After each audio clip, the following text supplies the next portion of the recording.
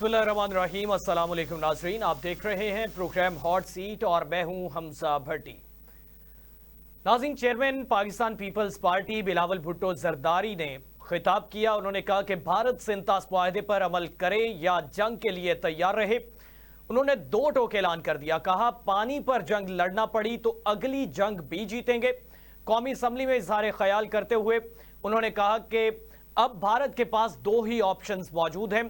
सेंतास मुआहिदा मान ले, अगर खिलाफ वर्जी करेगा तो तमाम 6 दरिया पाकिस्तान के होंगे। हर महाज पर पाकिस्तान जीता और भारत हारा। हमने अक़वाम मुत्तहिदा के फोरम पर अपना मौक़िफ़ पेश किया। बिलावल भुट्टो ने कहा कि अमरीका के ईरान पर हमले की शदीद मजम्मत करते हैं। इसराइल ने झूठ की बुनियाद पर ईरान पर हमला किया। इसराइल की रजीम को रोकना होगा। ईरान इसराइल जंग का तदब्बुर और तहम्मुल के साथ हल निकाला जाए। Chairman peoples party Bilawal Bhutto Zardari ने कौमी असम्बली के इजलास से इज़हार ख्याल करते हुए ये गुफ्तगू की और इस पे बात करेंगे, इस पे नुक्ता नज़र जानने की कोशिश करेंगे और इसके साथ साथ बात करेंगे रूस के सदर जो हैं व्लादिमीर पुतिन, उनकी ईरानी वज़ीर ख़ारिजा अब्बास अराग़ची से मुलाकात हुई है और व्लादिमीर पुतिन ने जो है इसराइल की जानिब से और अमेरिका की जानिब से जो हमला किया गया ईरान पे, उसकी मजम्मत की है और इसको भी जो है ज़ेर बहस लाएंगे कि किस तरीके से बैनुल अक़वामी सतह पर जो है ये जंग फैलती हुई नजर आ रही है। अमरीका इस जंग में खुद कूद पड़ा है और इस पे दीगर इस्लामी ममालिक जो हैं उनकी जानिब से भी इस अमल की मजम्मत की जा रही है।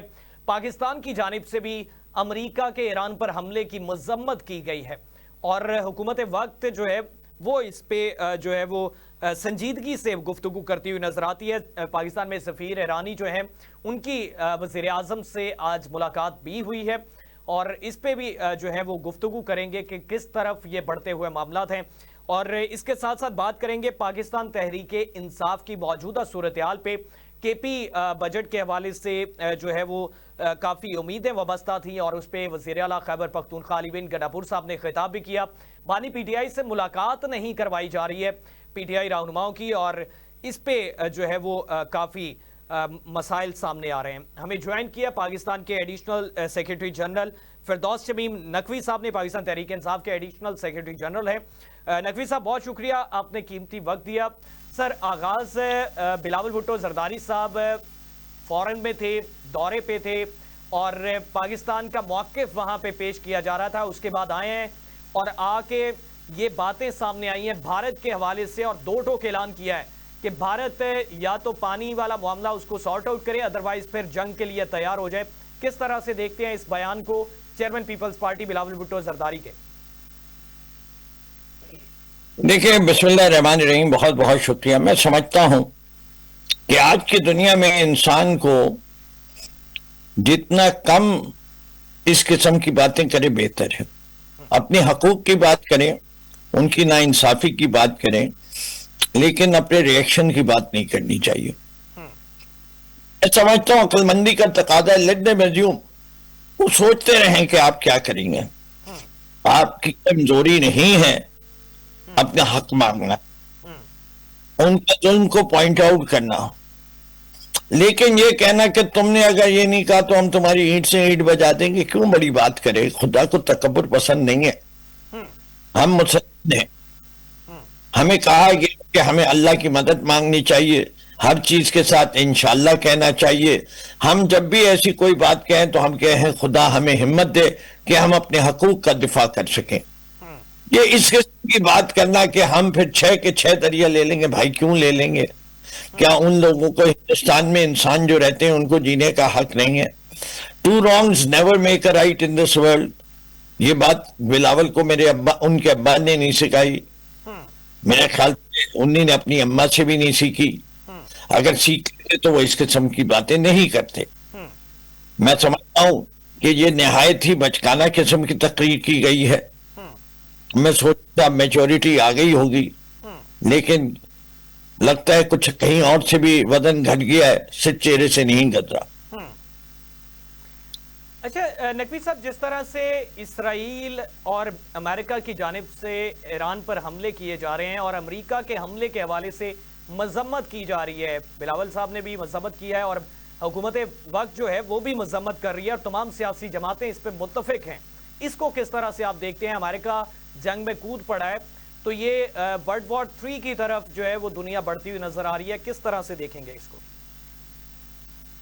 میرے خیال سے کوئی ورلڈ وار 3 نہیں ہونے والی. یہ جو بلی کے بچوں کی طرح جو ہے میاؤ میاؤ کر کے خاموشی سے بیٹھ جاتے ہیں، یہ سے میاؤ میاؤ کر رہی ہے پوری امت مسلمہ. کرنا والا کچھ نہیں ہے انہیں. اگر کرنا وغیرہ ہوتا کچھ تو غزہ کے حالات یہ نہ ہوتے. اسرائیل جو ہے وہ اتنی بے دردی اور بے دریغ طریقے سے پوری حماس اور حزب اللہ کو تباہ نہیں کر دیتا. اگر یہی کرنا ہوتا تو سیریا کی ایئر فورس تباہ ہو گئی، سیریا کی فورسز تباہ ہو گئی، خاموش بیٹھے رہے. سارے لوگ جو کہتے تھے کہ ہم اسرائیل کا نیست و نابود کر دیں گے، اور 2 جنگوں کے بعد آج جو ہے ان میں سے اکثریت نے اسرائیل کو تسلیم کر لیا، جبکہ انہوں نے اپنے ماں باپ کی قسمیں کھائی تھیں کہ کچھ بھی ہو جائے، دنیا ٹس سے مس ہو جائے، ہم اسرائیل کو کبھی قبول نہیں کریں گے جب تک اس کو نیست و نابود نہیں کر دیں گے. وہی مصر کے جمال عبد الناصر کی تقریریں سن لے، شاہ فیصل کی سن لیں، اردن کے شاہ حسین کی سن لیں، حافظ الاسد کی سن لیں، عارف کی سن لیتے عراق میں، بعد میں صدام کی سن لیں. یہ ساری تقریر اویلیبل ہیں جتنے اسرائیل کے ہمسایہ ملک ہیں. کس نے کیا کیا 1967 کی وار کے بعد؟ کتنے سال ہو گئے؟ 33 24 58 سال کے اندر اسرائیل مضبوط سے مضبوط ہوتا گیا، زمینوں پہ قبضہ کرتا گیا، فلسطینیوں کو بے دخل کرتا رہا. اور ابھی یہ جو حماس نے آخری اٹیک کیا اور اس کے بعد جو یہ پچھلا 1 سال گزرا ہے، یہ تمام امت مسلمہ کے لیے شرم کی بات ہے کہ نہ ان بچوں کو امداد مل رہی ہے. غزہ میں بھوک و افلاس کا عالم ہے. ہم بڑے مزے سے اپنی زندگیاں یہاں گزار رہے ہیں، ہماری حکومت نہ مظاہرہ کرنے دیتی ہے اور کہتی ہے ہم فلسطینیوں کے ساتھ ہیں. کیا عجیب ساتھ دینے کا طریقہ. اسی طرح ایران کے ساتھ ہیں. کیا ایران کو ہم اپنے طیارے بھیجیں گے، اپنے پائلٹ بھیجیں گے جیسے ماضی میں آپ نے اردن کے لیے بھیجے تھے؟ نقوی صاحب وہ ڈونلڈ ٹرمپ صاحب کا کیا کریں گے جن کے لیے نوبل جو امن ایوارڈ جو ہے پرائز جو ہے اس کا اعلان کر رکھا ہے، سفارش کر دی تھی پاکستان نے، اس کا کیا کریں گے؟ پھر ان کو کیسے ناراض کریں گے؟ یہ دیکھیں اس پوری ایپیسوڈ کے اندر سب سے اچھی بات کیا ہے، ڈونلڈ ٹرمپ نے بھی وہی کہہ دیا جو عمران خان کہتا ہے. آپ پوچھیں گے تو کیا ہے؟ ڈونلڈ ٹرمپ نے کہہ دیا کہ میں ان سے بات ہی نہیں کرتا جن کے پاس اقتدار نہیں ہے. اس لیے اس نے جو ہے D G I S I سے بات کی اور فیلڈ مارشل سے بات کی. نہ بلاول کو آنے دیا، نہ اسحاق ڈار کو آنے دیا، نہ شہباز کو بلایا، نہ زرداری کو بلایا. ہے نا کمال؟ ڈونلڈ ٹرمپ کو تو نظر آتا ہے امریکہ میں بیٹھ کے، اور ہمیں پاکستان میں جب ہم کہتے ہیں کہ ہم انہی سے بات کریں گے جن کے پاس اتنی طاقت ہے تو لوگوں کو اعتراض ہوتا ہے. تو ڈونلڈ ٹرمپ جو ہے وہ اس وقت ساری دنیا کو کٹ پتلی کی طرح نچا رہا ہے، اور فیلڈ مارشل صاحب سارے سیاستدانوں کو کٹ پتلی کی طرح نچا رہے ہیں یہاں پاکستان میں. تو نقوی صاحب جو بیان سامنے آیا مارکو روبیو کا کہ جو ممالک مذمت کر رہے ہیں وہ ریالٹی میں ہمارے ساتھ ہیں، اور وہ یہ بالکل اس بات پہ متفق تھے کہ امریکہ جو ہے وہ حملہ کرے ایران پہ اور یہ حملہ ہونا چاہیے. تو یہ سٹیٹمنٹ جو ہے یہ کن کن ممالک پہ لاگو ہو سکتی ہے آپ کے نقطہ نظر کے مطابق؟ پاکستان نے بھی مذمت کی ہے، دیگر اسلامی ممالک جو ہیں وہ بھی مذمت کر رہے ہیں، اور بین الاقوامی سطح پر بھی کافی ملکوں کی جانب سے مذمت کی گئی ہے. تو یہ متفق والا معاملہ ہم نے وائی اسپیکولیٹ مقصد ہے، ساری چیزیں خود بخود وقت کے ساتھ عیاں ہو رہی ہیں، آپ کو اسپیکولیٹ کرنے کی کیا ضرورت ہے؟ دیکھیے جن ممالک نے اپنی ہوائی حدود اسرائیل کے کھول دی گئیں وہ مذمت کریں تو اس کو ڈھکوسلا نہیں کہیں گے تو کیا کہیں گے؟ یا جھوٹ بول رہا ہوں؟ جن ملکوں کے اندر ایئر بیسز کے اوپر جہاز لینڈ ہو کے ریفیول ہوئے ان کی ہمدردی کے بارے میں کیا کہا جائے؟ مگرمچھ کے آنسو. جو لوگ ایران کے حالات کے اوپر نہ اس کی مالی طور پہ نہ ٹیکنالوجیکل، صرف وہ کہتے ہیں کہ ہم آپ کے ساتھ کھڑے ہیں. بھائی کس طرح کھڑے ہو؟ بھائی ہم انٹرنیشنل فورم میں آواز کیا اٹھا رہے ہیں؟ فوری طور پہ جنگ بندی کی جائے.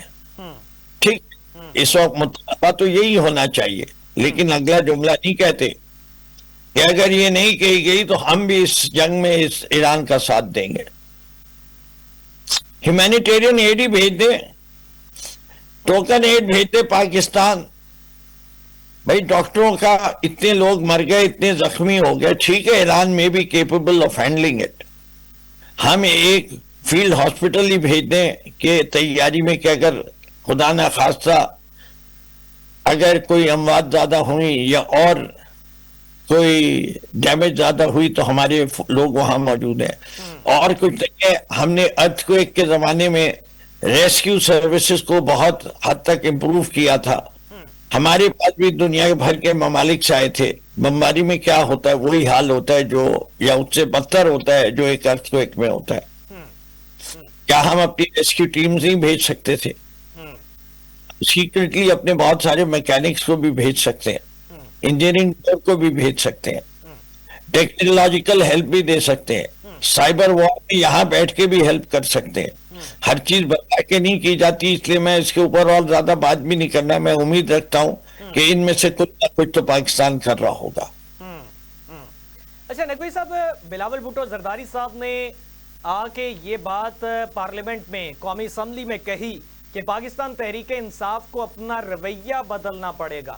ہر بات پہ ایک ہی بات کی جاتی ہے، ایک ہی ڈیمانڈ رکھی جاتی ہے کہ قیدی کو رہا کیا جائے. اس طرح سے سیاست نہیں چلتی، اپنا رویہ بدلیں. تو کس طرح سے پاکستان تحریک انصاف رویہ بدل سکتی ہے؟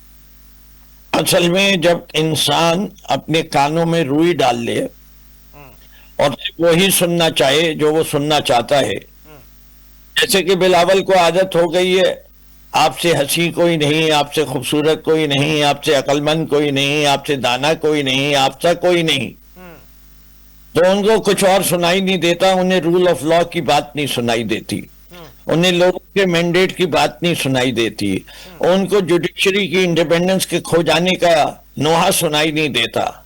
ان کو اگر کچھ سنائی دیتا ہے تو صرف یہ سنائی دیتا ہے کہ تحریک انصاف کہہ رہی ہے کہ عمران کو رہا کرو. اور کیوں نہ کرو، کیوں نہ لگائیں یہ نعرہ؟ کیا عمران کو آپ نے جائز طریقے سے رکھا ہوا ہے جیل میں؟ کیا عدت کیس کو آپ جسٹیفائیڈ سمجھتے ہیں؟ کیا آپ جو کیسز کی ہیئرنگ آج بھی جو ہے 9 مئی کے سلسلے بیل کے اندر ججمنٹ کیوں پوسٹ پون کیا؟ کتنا عرصہ ہو گیا؟ کیا بیل لینا پاکستان کے جو لوگ اس عدالتی نظام میں ان کا حق نہیں ہے؟ آپ کیوں سرکاری حربے استعمال کر کے اس بیل کو ڈیلے کرتے ہیں؟ جب سارے کیسوں میں بیل ہو جاتی ہے تو 2 نئے کیسز نکال لیتے ہیں. یہ اگر اس کے بعد اگر کوئی کہا جائے عمران خان ایک علامت بن گئے ہیں نا انصافی کی، عمران خان ایک علامت ہے ظلم کی کہ ظلم ہو رہا ہے اس معاشرے میں. عمران خان شخصیت نہیں ہے، عمران خان ایک تحریک ہے اس وقت.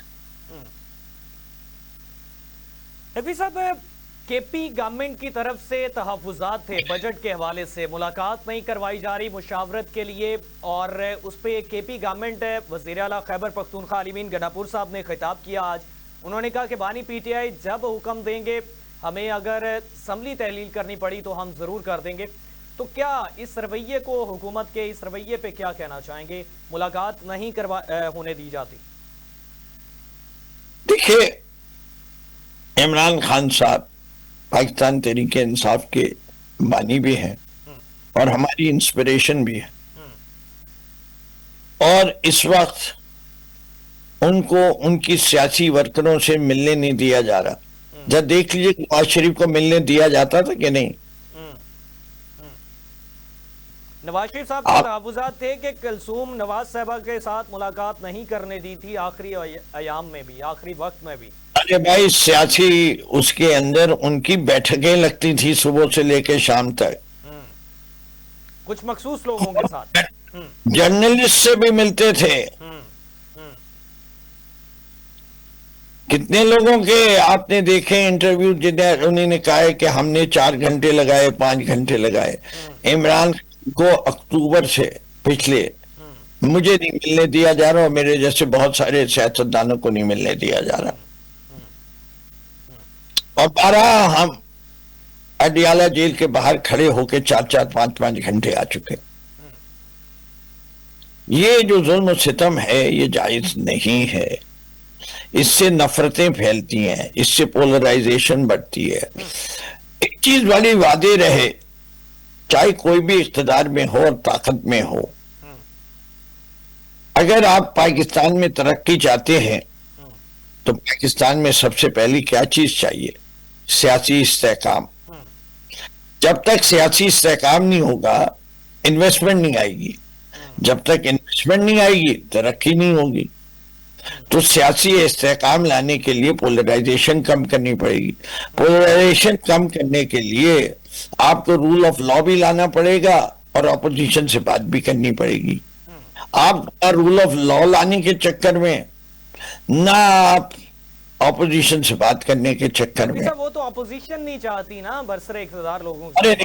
دیکھیں نہیں دیکھیں اپوزیشن ہم نے ان سے بات چیت کر رہے تھے یا نہیں کر رہے تھے نا. نشستیں ہوئیں ڈائیلاگ کے ہم نے پھر ان سے کیا گزارش کی؟ ہم نے کہا کہ آپ جو ہے ہمارے سینیٹرز کو سینٹ میں آنے کی اجازت دیجیے, اس سے کہ یہ ان کا آئینی اور قانونی حق ہے. اسپیکر نے آرڈر پروڈکشن آرڈر ایشو کی, کیا ہوا اس کے ساتھ؟ نہیں منوا سکے. ہمارے وقت نے کہا کہ ہمیں اس بات چیت کو آگے بڑھانے کے لیے اپنے لیڈر سے ہمیں ملاقات کرنا بہت اشد ضروری ہے اس وقت. انہیں کہا ملواتے ہیں. کیا ہوا؟ جو لوگ سینٹ میں پروڈیوس نہیں کر سکتے, جو ملاقات نہیں کروا سکتے, وہ باقی آپ کے خیال سے کوئی چیز منوا سکیں گے؟ تو کیوں بات کریں؟ وقت کا ضائع کرنا کس کا میرے خیال سے اچھی بات نہیں ہے. وقت کو ضائع نہیں کرنا. صورتحال کے مطابق با اقتدار اور مقتدرہ کے ساتھ پاکستان تحریک انصاف بات کرنا چاہتی ہے, تو یہ کنڈیشنل بات ہے یا انکنڈیشنل ڈائیلاگ ہے؟ کیونکہ حکومت وقت بھی یہی کہتی تھی کہ کنڈیشنل ڈائیلاگ کی بات کرتے ہیں, انکنڈیشنلی ہمارے ساتھ مذاکرات پہ بیٹھیں. تو کیا با اقتدار لوگوں کے ساتھ بھی کنڈیشنل ڈائیلاگ جو ہے وہ چل رہا ہے یا اس پہ کوئی اپڈیٹ آپ کے حوالے؟ دیکھیے ابھی تک میرے علم میں تو نہیں ہے کہ کوئی ڈائیلاگ کسی قسم کا چل رہا ہے.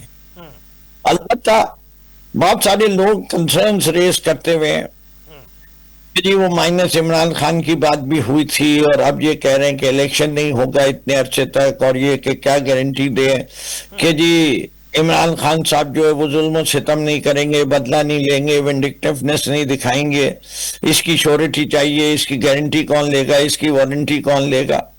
یہ ساری سوشل میڈیا ٹاک ہے. ایکچولی پاکستان کی ضرورت کیا ہے؟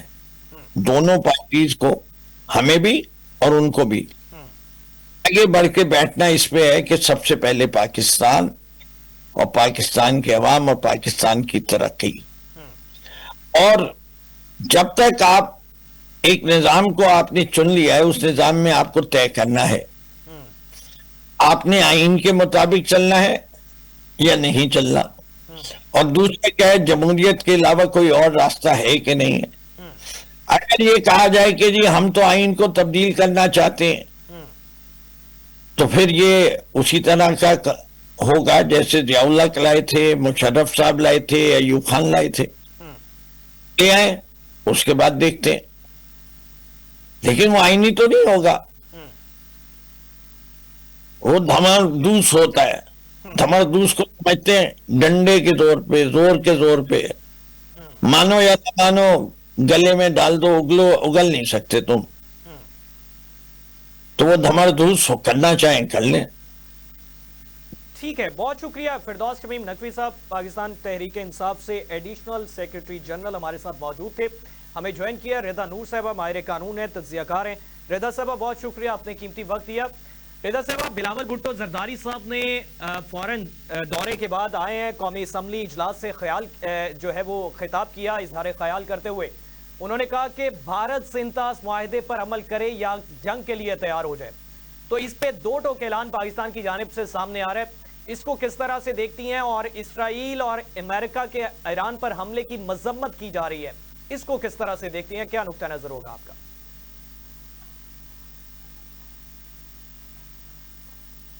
رضا صاحب، آپ مجھے سن پا رہی ہیں؟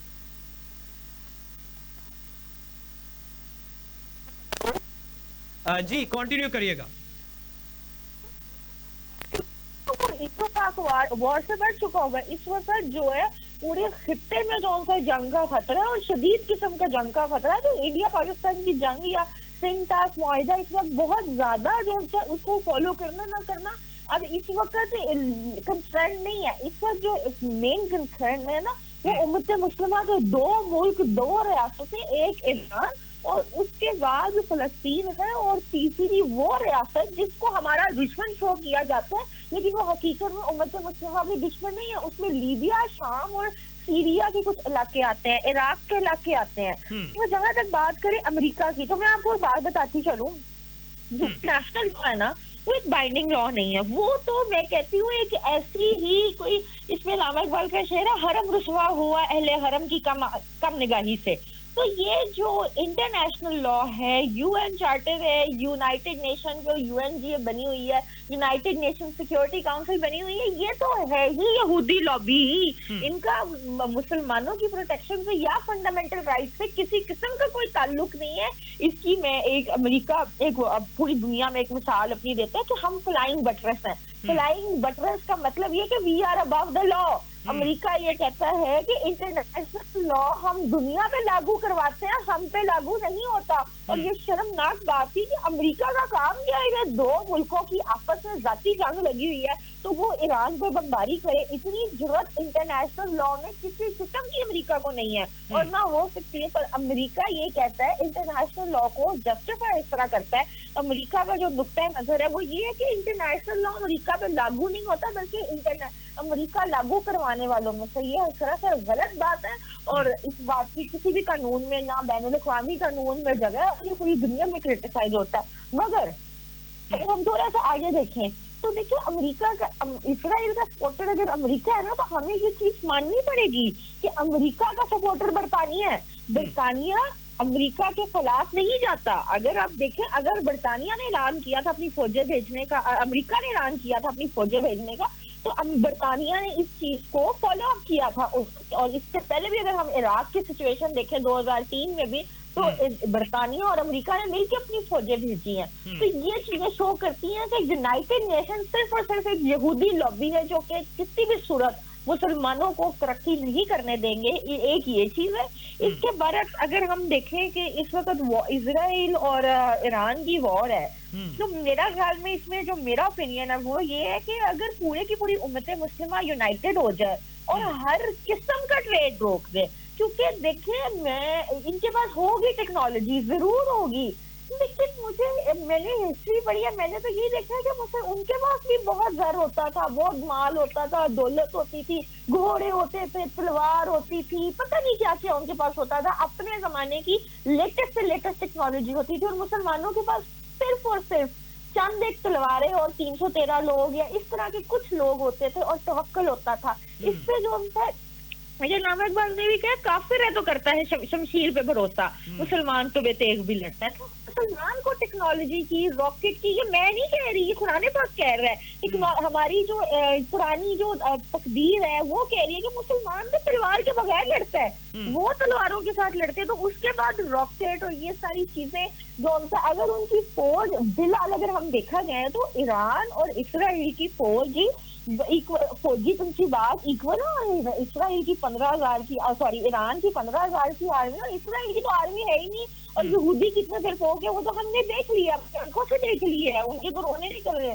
تو اس کے بعد اگر دیکھا جائے تو میرا نہیں خیال کہ یہ مسلم کنٹریز جو ہیں اس وقت خسارے میں ہیں، بلکہ وہ اسٹرانگ ہے مسلمانوں کی، لیکن ہم مسلم رضا یونٹی صاحب، پہ فال پاکستان کر رہے ہیں۔ کہتا ہے کہ ہم کسی دوسرے کی جنگ میں نہیں پڑیں گے، اپنی سالمیت اور خود مختاری کے لیے ہم بالکل کھڑے ہو جائیں گے، لیکن کسی کی جنگ میں ہم شریک نہیں ہوں گے۔ مذمت کی ہے امریکہ کے اٹیک کی ایران پر، اور ایک اس سے پہلے والی جو ہے پیش رفت اس پہ ابھی تک وہ ریورس نہیں ہوئی۔ نوبل امن پرائز کے حوالے سے جو ہے وہ پاکستان نے ڈونلڈ ٹرمپ کے لیے سفارش کی تھی۔ بالکل، دیکھیں جہاں تک پاکستان کا یہ بیان ہے انتہائی اچھا اور سب سے زیادہ نیوٹرل بیان ہے، اور ہونا بھی یہی چاہیے۔ اور اسلام بھی اپنے بقا کی بات کرتا ہے، اپنی ریاست کے بقا کی بات کرتا ہے، اور اپنے علاقے کی بقا کی بات کرتا ہے، اور پاکستان کو ضرورت بھی نہیں ہے کہ وہ پڑائی جنگ میں پڑے، اس کا کوئی وجہ بنتی ہے پاکستان رہے لیکن گا تو رضا صاحب مسلمان دوسری رہیں گے۔ طرف مارکو روبیو صاحب کہتے ہیں کہ جو ممالک مذمتی بیانات جاری کر رہے ہیں وہ تمام ممالک اس بات پہ متفق ہیں ہمارے ساتھ کہ ایران پہ امریکہ کو حملہ کرنا چاہیے تھا اس قسم کا۔ دیکھیں ان کا تو کوئی بھروسہ نہیں، کبھی یہ کوئی بیان دے دیتے، ان کے تو بیانوں کی اب ویلیو نہیں رہی، کیونکہ ان کے بہت زیادہ متضاد بیان ہے۔ وہ ملک جس کے ساتھ آپ کی نیوکلیئر پہ جو ان کا نیگوسیشن چل رہی ہے، اور اس کے بعد انہوں نے جب راتوں رات حملہ کر دیا، تو اس ملک کی بات کا ہم بھروسہ کریں، یہ تو انٹرنیشنل ورلڈ میں ان کی کوئی حیثیت نہیں ہے۔ اگر آپ دیکھیں تو میرا نہیں خیال کہ نان بائنڈنگ اسٹیٹمنٹ ہے، یہ صرف عوام کو الو بنانے کے لیے ہے، کیونکہ ہمیں سمجھنے کی ضرورت ہے کہ جو امریکہ نے حملہ کیا ہے یہ ڈونلڈ ٹرمپ کے ذاتی پیسوں سے نہیں کیا، اس کو فارن منسٹر کے یا کسی بھی منسٹر کے ذاتی پیسوں سے یا ذاتی مال سے نہیں کیا، بلکہ یہ اسی عوام کے پیسے سے کیا ہے جو محنت مزدوری کر کے اپنی سرکشا کے لیے، اپنی پروٹیکشن کے لیے، اپنے رائٹس کے لیے، اپنی لبرٹیز کے لیے حکومت کو پیسہ دیتا اور ٹیکس دیتا۔ اس لیے نہیں دیتا کہ کبھی وہ افغانستان میں جنگیں کرے، کبھی وہ اسرائیل میں کو پشت سنائی کرے، یا کبھی پوری انٹرنیشنل لا میں۔ اس سے عوام کا، امریکی عوام کا خسارہ ہے، تو ان کو اپنی عوام کو کانفیڈنس سے لینے کی ضرورت ہے۔ اس سے میں ایک بات کہوں گی، دیکھیں تو آج اگر آج سے ہم 70-80 سال پیچھے چلے جائیں نا، تو کوئی نہیں سوچ سکتا تو فرانس، اسپین، اٹلی، پورٹگل اور برطانیہ، یہ 5-6 جرمنی آپس میں متحد ہوں گے، یہ ایک دوسرے کے شدید دشمن تھے۔ آج اگر وہ متحد ہو سکتے ہیں اور یہ ایک دوسرے کے ساتھ مل کے تعاون کر سکتے ہیں، تو مجھے نہیں پتا کہ کیوں انڈیا اور پاکستان یا ہمارے مسلم ممالک ایک دوسرے کے دشمن ہیں، کیونکہ فرانس اور برطانیہ صرف ایک دوسرے سے دشمن نہیں تھے بلکہ ایڈورسریز تھے۔ ایڈورسریز کا مطلب یہ کہ ان دونوں کے مخالف، ایک دوسرے کے خلاف انٹرسٹ تھے، لیکن پھر بھی انہوں نے کمپرومائز کیا اور یورپ بنایا، سنگل لینڈ، سنگل ٹیریٹری بنائی۔ تو آج کل کے زمانے میں تعلیم، شعور، اگر میں بات کروں، مجھے یہودیوں سے، اسرائیلیوں سے نفرت ضرور ہوگی، پر اگر ہم ہسٹری دیکھیں تو ہم نے وہ اسلامی معاشرے دیکھے ہیں جہاں پہ مسلمان، یہود اور نصارہ اکٹھے رہے ہیں۔ میں اس بات سے بالکل ٹوٹلی اگری کرتی ہوں کہ یہودی اور نصارہ مسلمانوں کے دوست نہیں ہو سکتے، لیکن وہ پولیٹیکل لیول پہ، اسٹیٹ لیول پہ۔ پر اس کا مطلب یہ نہیں ہے کہ ہم یہودیوں کا قتل عام کریں، نہیں، اس چیز کی ہمیں اسلام اجازت نہیں دیتا ہے۔ وہ اہل کتاب ہے، وہ لوگ ہیں جن سے نکاح جائز ہے، تو ان کی اپروچ سراسر غلط ہے اور وہ قابل قتل ہے، لیکن ہمیں، ہمارا ریلیجن اسلام پیس کا ہے۔ تو آج کی جو تہذیب ہے وہ آج شرم کی بات ہے کہ آج کی تہذیب جنگوں سے نہیں روک سکی، آج کا قانون جنگوں سے نہیں روک سکا۔ تو یہ کیسی ترقی ہے، کیسی تعلیم ہے، کیسی تہذیب ہے، کیسا تدبر ہے جس میں آج بھی 200 سال پہلے والی جنگیں ہونی ہے؟ Why war, why not peace, why not stability? عوام کے پیسے پہ جنگیں کرنی ہے تو ایک دوسرے سے لڑیں، ایک دوسرے کو مارے۔ یہ راکٹ، یہ کوئی پب جی گیم لگی ہوئی ہے، یہ تو پب جی گیم ہے۔ تو میں تو بس، میرا تو یہ ویو ہے۔ آلرائٹ، رضا صاحبہ، اگر ملکی صورتحال کے حوالے سے بات کریں تو پاکستان تحریک انصاف کے تحفظات ابھی بھی موجود ہیں۔ پاکستان تحریک انصاف کہتی ہے کہ ہمیں کنسیڈر نہیں کیا جا رہا ہے کسی بھی جگہ پہ، بانی پی ٹی آئی سے ملاقات نہیں کروائی جا رہی ہے، اور پاکستان تحریک انصاف کو مشورے دیے جا رہے ہیں کہ اپنا رویہ تبدیل کریں۔ تو اس کو آپ کس طرح سے دیکھتی ہیں؟ کے پی بجٹ والا معاملہ ہے، وزیر اعلیٰ خیبر پختونخوا اور پارلیمنٹیرین ملاقات کرنا چاہتے تھے بانی پی ٹی آئی سے کچھ مخصوص لوگ، لیکن وہ ملاقات نہیں ہو سکی، تو اس کو کس طرح سے دیکھتی ہیں؟ کیا نقطہ نظر ہوگا آپ کا؟ اگر میں لیگلی اور پولیٹیکلی بات کروں نا تو یہ غلط ہے، بالکل غلط ہے، اور رائٹ ہونا چاہیے، رائٹ ہے۔ اس چیز کو اتنا بڑھا چڑھا کے دکھانا، آپ کو دیکھیں اسی کے کول کہوں گی کہ وہ کہتے ہیں نا کہ جن باغوں کے مالی چلے جائیں تو ان کے توتے بہار کرتے ہیں. تو یہ کوئی اس طرح کی سچویشن ہے کہ جب آپ قانون کو فالو کرو گے نا تو پھر آپ کو پتہ لگے گا. یہ کچھ لوگ اگر بانی پی ٹی آئی سے ملاقات کرنا چاہتے ہیں اور وہ غیر قانونی طریقے سے یا غیر مؤثر طریقے سے کرتے ہیں اور ان کو ذرا بھی روکا جاتا ہے, میں مانتی ہوں تھوڑی بہت کشیدگیاں ہیں, لیکن اگر ہم پی ٹی آئی کی موجودہ لیڈرشپ دیکھیں تو آپ مجھے خود بتائیں کوئی ایک بندہ بتا دیں سوائے ٹک ٹاکرز کے, سوائے کوئی سیریس بندے کا جو تعلیم یافتہ ہو, تہذیب ہے بالکل ہے, لیکن جو پی ٹی آئی کا میڈیا فنڈ یوز کر رہے ہیں وہ اپنے مفاد کے لیے یوز کر رہے ہیں, جن کو کبھی شاید سیاست میں کچھ شاید سیاسی ان کی اگلی پچھلی نسلیں سوچ بھی نہیں سکتی تھی, تصور بھی نہیں کر سکتی تھی کہ وہ سیاست کا نام بھی سنیں گی, تو آج ان کو لیڈر مانا جاتا ہے. اور یہی وجہ ہے کہ آج ہماری ریاست بھی ناکام ہوئی ہے اور ہمارا یوتھ بھی ناکام ہوا ہے. پی ٹی آئی ایک انتہائی اچھی پارٹی ہے اور ان کا ہر قسم کا پولیٹیکل رائٹ ہے, لیکن عوام کو ایکسپلائٹ کرنے کا اس کی وجہ سے جب حکومت کا ریئیکشن آتا ہے یا لا اگر اپنی گرفت سخت کرتا ہے تو پھر میڈیا میں غلط کر کے فیکٹ کو ٹویسٹ کر کے کیا جاتا ہے. میں یہ نہیں کہہ رہی کہ پی ٹی آئی کے ساتھ جو ان سے تھوڑی سی میں مانتی ہوں غیر قانونی چیزیں ہیں, اور وہ جو لیڈر ہے پی ٹی آئی کے عمران خان صاحب, ٹھیک ہے, جو ہمارے بھی لیڈر ہیں, ان کو غیر قانونی طریقے سے رکھا گیا ہوا ہے اور ان کی پوری قید ناجائز ہے.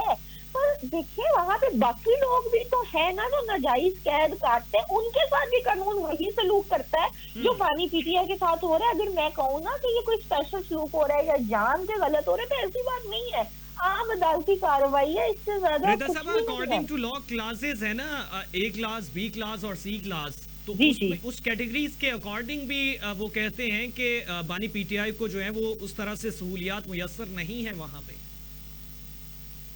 یہ آپ کی بات درست ہے, لیکن آپ پاکستان کے ملکی ریاستی حالات تو دیکھیں نا, یہاں پہ کسی بھی قیدی کو کوئی حالات میسر نہیں ہے. تو اگر ہم قانون کی جلد سے ایکوالٹی آف لا کی بات دیکھیں نا تو کسی بھی قیدی کے ساتھ ایسا نہیں ہوتا. جو A class, B class, C class ہے نا, ان سب کو بلو ڈگنیٹی رائٹ مل رہا ہے, یہ سب قیدیوں کا مسئلہ ہے.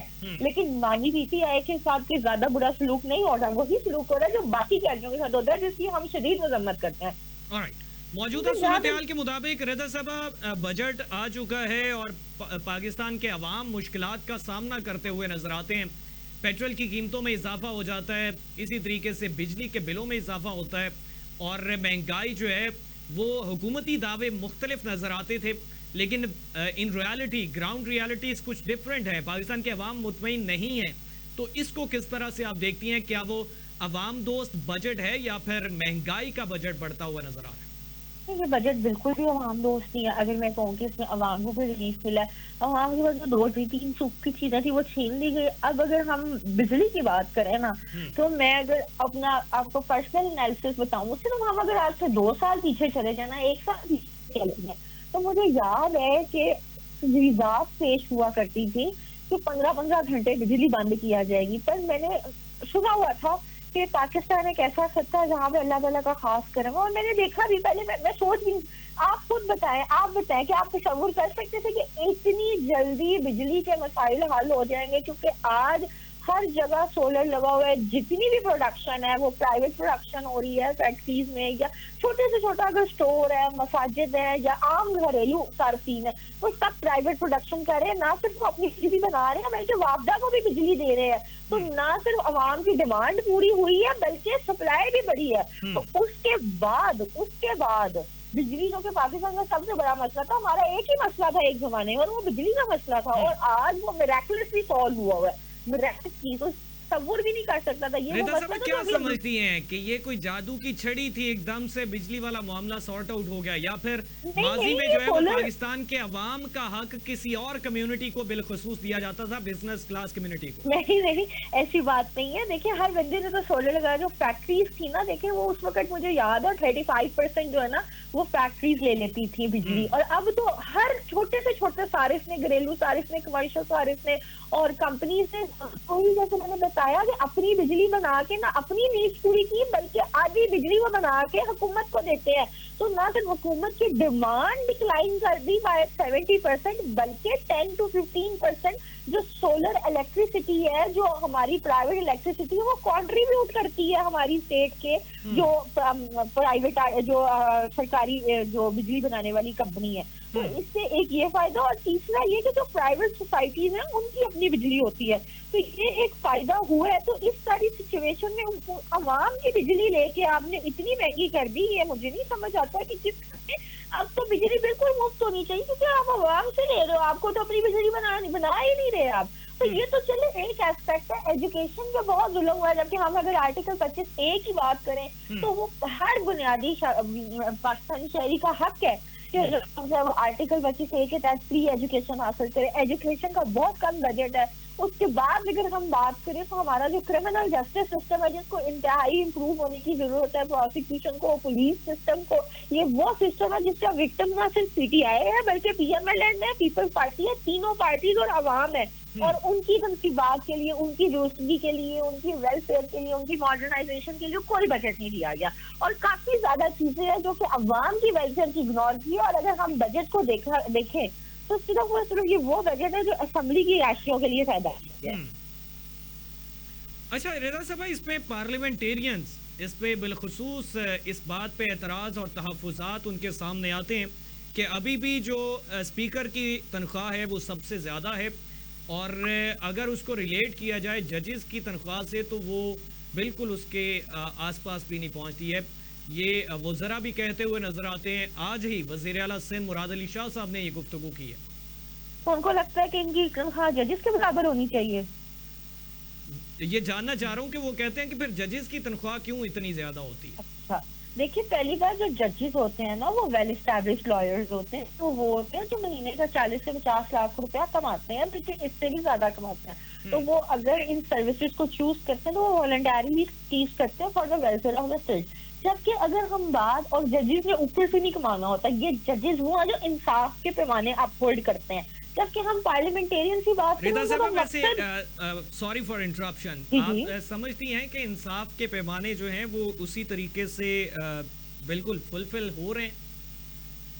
دیکھیں, جہاں تک کلیکٹیو انٹرسٹ کی بات ہے نا, جو رول آف لا اور جو جسٹس ہے وہ بالکل ہو رہا ہے. میں انڈیویجول جسٹس کی بات نہیں کر رہی, میں کلیکٹیو جسٹس کی ایز اے انسٹیٹیوٹ بات کر رہی ہوں. اگر آج بھی پاکستان میں کوئی ادارہ مانا جاتا ہے تو وہ آپ بھی اس بات سے اتفاق کریں گے کہ وہ عدلیہ, ہر بندے کا رخ عدلیہ کی طرف ہوتا ہے. ہر بندے کی امید آج بھی عدلیہ سے لگائی جاتی ہے, بالکل لگائی جاتی ہے. اور آج تک اگر یہ ریاست بچی ہوئی ہے تو صرف ایک ادارے کے بلبوتے میں بچی ہوئی ہے, اور وہ عدلیہ ہے, چاہے آپ کچھ بھی کہیں. اور جہاں تک بات ہے ججز کی, تو وہی بات, جو ججز ہے نا, جو سب سے بڑی بات, ان کی تنخواہ کیوں زیادہ ہوتی ہے کہ ججز آپ کا 57% انکم جنریٹ کر کے دیتے ہیں. جو سائل آتے ہیں نا, یہ کورٹ فیس دیتے ہیں, پیپرز دیتے ہیں, تو آپ کا ریونیو جنریٹ ہوتا ہے. اور پارلیمنٹیرین کوئی ریونیو جنریٹ نہیں کر رہے, بلکہ یہ برڈن ہے اسٹیٹ پہ. جبکہ اگر ہم ججز کی بات کریں تو وہ اپنا ریونیو خود جنریٹ کر رہے ہیں. عدالتیں اپنا ریونیو کورٹ فیس کی مد میں اور لیگل جو ایکسپینسز ہیں ان کی مد میں خود جنریٹ کرتی ہیں. تو الٹا وہ ہم سسٹم سے کچھ نہیں, اس سسٹم کو دے رہے ہیں ہم. وہ فائنینشیل برڈن نہیں ہے اس سسٹم پہ, بلکہ وہ فائنینشیل لبرٹی ہے. ہماری ججز کام کرتے ہیں تو ریونیو آتا ہے, تو وہ خزانے میں جاتا ہے. تو یہ ایک بات ان کو سمجھنے کی ضرورت ہے. اور شروع سے ریاست اسلام میں بھی ججز کی تنخواہ شروع سے زیادہ کی گئی ہے تاکہ انڈیپینڈنس اور انٹیگریٹی اور جوڈیشری کو اپ ہولڈ کیا جائے. اور ایسا صرف پاکستان میں نہیں ہے, پوری دنیا میں ہے. رول آف لا کا, انڈیپینڈنس اور جوڈیشری کا پہلا پرنسپل یہی ہے کہ ججز کی اتنی سیلریز ہو ان کو باہر سے کوئی انفلوئنس نہ کر سکے, ان کی جوڈیشل انڈیپینڈنس کو اپ ہولڈ کیا جا سکے. تو اس کے بعد پارلیمنٹیرینز کا اعتراض بہت زیادہ بے بنیاد ہے. اور جو ججز ہیں, اگر آپ کوئی بھی نارمل بندہ عدالت میں آ کے دیکھے تو آپ, اگر باقی ملکوں کا تو نہیں میں کہوں گی, لیکن اب پاکستان کے ججز صبح سے لے کے شام تک کام کرتے ہیں اور رات تک کام کرتے ہیں. اور آپ نے تو دیکھا ہے سپریم کورٹ ہمارا آدھی رات کو کھل جاتا ہے, لیکن اس کے باوجود 1000 نمبرز میں جو ہے وہ پینڈنگ کیسز ٹھہرتے ہیں پاکستان میں. ورک لوڈ بہت ہے نا, وہی تو بات ہے. Criminal justice system, police system, حکومت کا کام ہے نا ٹھیک کرنا, ججز تو نہیں نہ کر سکتے. وہ کہتے ہیں کسی اور کا کام ہے, وہ ٹھیک کر کے جتنا دیتے ہیں ہم وہ چلا لیتے ہیں, باقی وہیں پہ رہ جاتا ہے. बिल्कुल ऐसी है। ठीक है, बहुत उसके शुक्रिया। बाद- बहुत शुक्रिया रेदा नूर साहबा, माहिर कानून तज्जियाकार हमारे साथ मौजूद थी। और पाकिस्तान तहरीक इंसाफ से फिरदौस शमीम नकवी साहब एडिशनल सेक्रेटरी जनरल हमारे साथ मौजूद थे। नाज़रीन, ये मौजूदा सूरत हाल है जिसमें मेरे एनालिस्ट पैनल की जानिब से और इस पे पाकिस्तान तहरीक इंसाफ की जानिब से ये कहा गया कि ईरान जो है वो बिल्कुल मुश्किल हालात में है और अमेरिका को इस पे बिल्कुल इंटरफेयर नहीं करना चाहिए था और बल्कि इस पे सीज फायर की तरफ जाना चाहिए था। और इस पे उम्मत मुसलमा जो है उस पे सवालिया निशान है कि वो कहाँ पे खड़े हैं। एटलीस्ट वो इसमें जंगबंदी के लिए इक़दामात करें और इस पे अपने दोस्त ममालिक, हमसाय ममालिक और बरादर ममालिक की हमायत में खड़े होते हुए नजर आए। दूसरी जानिब पाकिस्तान तहरीक इंसाफ के तहफ़्फ़ुज़ात, पाकिस्तान पीपल्स पार्टी की जानिब से रवैया बदलने का मशवरा, उस पर फिरदौस शमीम नकवी साहब ने कहा कि बिलावल भुट्टो जरदारी साहब, मैं समझता था कि अक्लमंद और बाशऊर हो जाएंगे लेकिन अभी भी नादानी की हालत में कि हमारे लीडर को कैद में रखा हुआ है तो हम उनका मुतालबा नहीं करेंगे तो किसका मुतालबा करेंगे। और दूसरा उन्होंने कहा कि बाइक़्तिदार लोगों से बात करने का हम कहते थे तो मौजूदा बरसरे इक़्तिदार जमातों को तकलीफ होती थी, लेकिन वही तरीका, वही चीज़ डोनाल्ड ट्रंप ने अपनाई है और डोनाल्ड ट्रंप और बानी पीटीआई का एक ही नजरिया है कि बाइक़्तिदार लोगों से बात की जानी चाहिए। फिरदौस शमीम नकवी साहब ने यह कहा। रेदा नूर साहबा हमारे साथ मौजूद थी, उनकी जानिब से कहा गया कि लम्हा फिक्रिया है, तमाम मुस्लिम उम्मा को इस बात पे फिक्रमंद और संजीदगी से लेना चाहिए कि ईरान के साथ खड़े होना चाहिए। और दूसरा उन्होंने कहा कि मौजूदा सूरत में पाकिस्तान तहरीक इंसाफ के साथ भी नाइंसाफियां हो रही हैं, लेकिन कुछ चीज़ें पाकिस्तान तहरीक इंसाफ को भी अंडरस्टैंड करनी चाहिए कि दीगर जो कैद हैं जेल में लोग, उनके साथ भी इसी तरह के जो है वो रवैये रखे जाते हैं, माजी में भी और अब भी, तो थोड़ा सा बर्दाश्त भी करना चाहिए। वज़ीर आला सिंध मुराद अली शाह ने जजेस की तनख्वाह को रिलेट किया स्पीकर की तनख्वाह से, पार्लियामेंटेरियन की तनख्वाह से। उस पर रेदा नूर साहबा ने कहा कि जो पार्लियामेंटेरियन है, अवामी नुमाइंदे हैं, उनको किस तरह से जजेस की तनख्वाहों के साथ रिलेट किया जा सकता है। जजेस अवामी नुमाइंदे नहीं हुआ करते, वो अपना रेवेन्यू खुद जनरेट करते हैं, वो रियासत को रेवेन्यू जनरेट करके देते हैं। नाज़रीन, आज के लिए इतना ही। अपने मेज़बान हमजा भट्टी को इजाज़त दीजिए। अल्लाह ने के बाद।